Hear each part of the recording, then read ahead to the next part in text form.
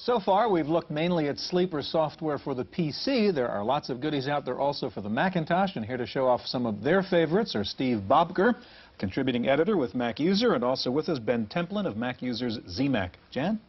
Ben, I know that you personally have been involved with these types of systems for about 3 years now, and I'm wondering, have you seen any trends? Have you seen the number of users who log on and actually download software? Have you seen them grow? We're seeing a phenomenal growth in people who use BBSs and online services. The sales rate of modems has just blossomed beyond the actual sale rate of computers.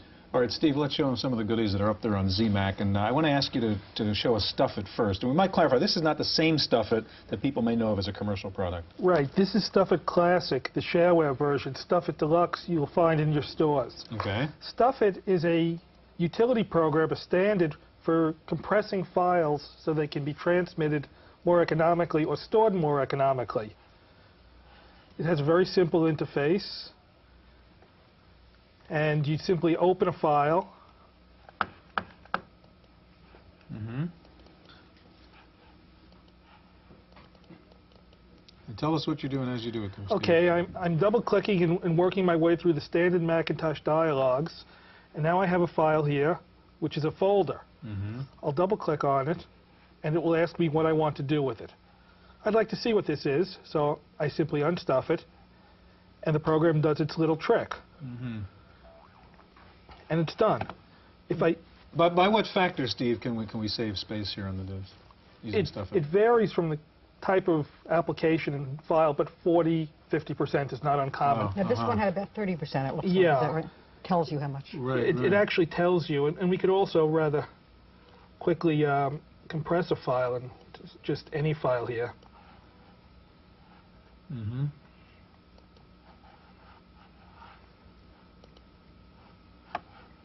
So it does it, and pretty easy to use with that interface there, huh? Nice, easy interface.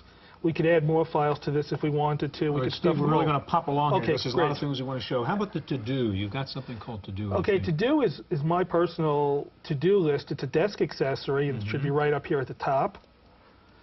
And when I open it, it shows me a list of topics and a list of things to do. There are priorities. Items that I've already done can be checked off. I can take something, if I've done it, and simply check it. Or I can simply add something very easily by just clicking here and typing in whatever I want. All right, so kind of a little mini personal organizer, keep track of what you're going to be doing there. And it prints out your to-do lists very nicely. I carry one around with me all the time. All right, a related one you have is called Calendar. Calendar is also a desk accessory, so I can just leave to-do right open under it. It highlights today's date, and it lets me type in messages or do whatever I want here. If I move up a month, you'll see that another date is scheduled here, so I remember to actually tape the taping. Right. It actually lets you know which dates are highlighted. Right. Yeah, so I mean, there are functions like this in other bigger programs, but here's a nice simple one. You can just pull up. What's with the globe, by the way? The spinning globe there. That's an application running in the background proving that the Mac really is a multitasking computer. Is that shareware also? That's freeware. Freeware. What do you call it? Globe. And it just sort of sits there and spins and reminds you where you are. A little bit faster, a little bit slower. All right, Steve, I want to ask you to slide the keyboard and the mouse over to Ben now. And Ben, you've got a couple of goodies. We're going to have a little more fun here. Steve showed us some serious things. There's a shareware game called Silurian. Yes, this is a very professional game. It's wonderfully rich in its gameplay and as far as the different beasties that you have, and it's very simple. It's much like the oh, I just got killed there. It's much like the arcade game Galaxa, and you just kill things, and it keeps on getting faster, and got zapped again. Good sounds, good graphics. Yeah. The nice thing about playing games on the Mac is you can really do it anywhere, even in the office.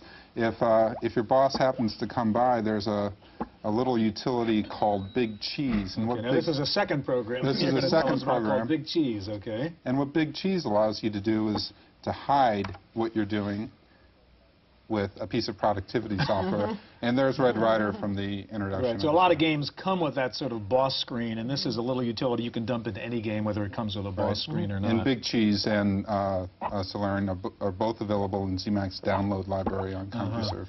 All right, now in the last segment, we were looking at PC stuff. We saw Piano Man, which turns your PC keyboard into a piano. I think you have something like that for the Mac called Mac Keyboard. Yes, this is a fun little program, and let me just find it here. Where did we put Mac Keyboard? I see the need for it. There we go. Again, this is a fun little program, and all you basically do is play the keys.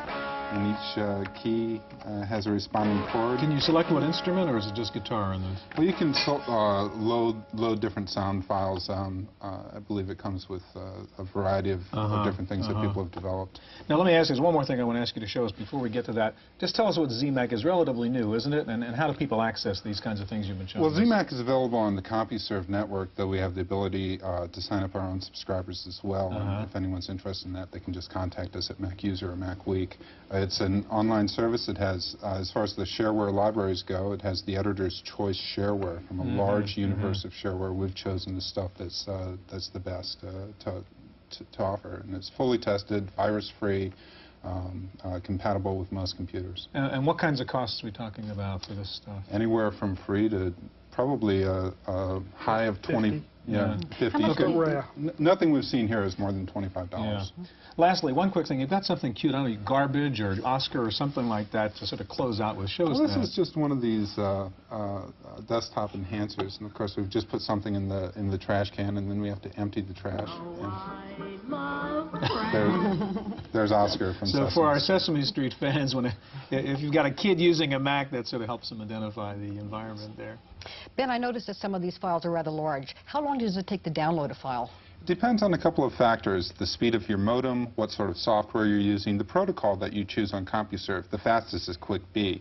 But the base rate for both CompuServe and ZMAC is $12.50 an hour. Okay, Silurian, for instance, Steve, took about 700 and some K. How long would that take? Well, if you use stuff it as we do, it's a lot quicker, and it would take almost an hour. Try to do it late at night when the phone lines are much freer. All right, Steve, Ben, thank you very much. That's our look at sleeper software. Stay tuned now for this week's computer news.